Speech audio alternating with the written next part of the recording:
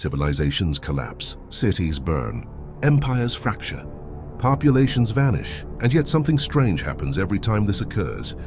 Certain knowledge survives, not stories, not myths, not legends, but functional knowledge, calendars, measurements, geometry, astronomy, agricultural systems, the kinds of knowledge that don't just describe the world, they allow societies to function. This pattern appears again and again across history, and it raises a question that is rarely asked directly. Why does knowledge survive when civilizations do not? When societies collapse, most things disappear quickly. Written records decay, skills vanish within a generation, languages shift, social order breaks down. If knowledge were evenly distributed, it should disappear just as easily, but it doesn't. Which tells us something important. Knowledge was never evenly distributed. It was preserved. Across ancient civilizations, we see the same structure reappear after collapse. A small group retains specialized knowledge while the wider population regresses or reorganizes. These were not kings. They were not warriors. They were architects, astronomers, record keepers, priestly classes, people whose power came from understanding systems, not enforcing authority. In ancient Egypt, monumental architecture followed precise mathematical rules long before mathematics was taught publicly. Structures aligned to cardinal directions and celestial events with consistent accuracy. In Mesopotamia, astronomical records tracked planetary movements across centuries, surviving the collapse of multiple empires. In Mesoamerica, calendar systems extended thousands of years into the past and future, remaining functional even as cities were abandoned and rebuilt elsewhere. The civilizations changed, the knowledge did not. This wasn't accidental.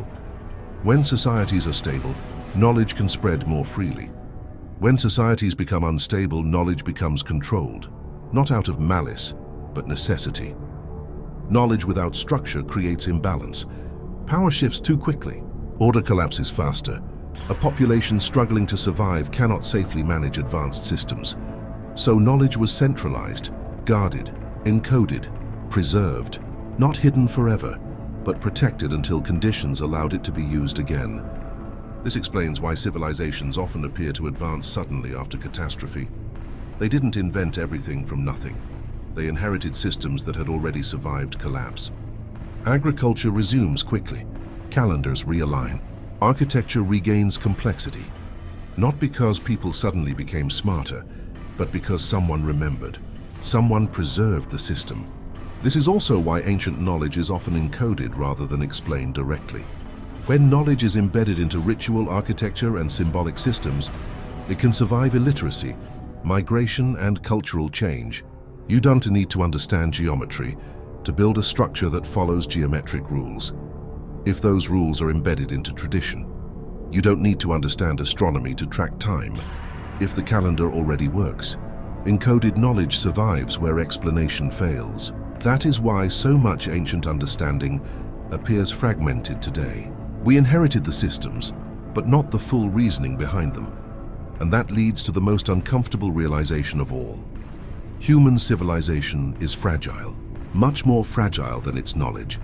Societies collapse quickly, power structures fail, cultures disappear, but certain ideas endure, not because they are immortal, but because someone ensured they would outlast catastrophe. So the real question is not how civilizations collapse. History has answered that many times.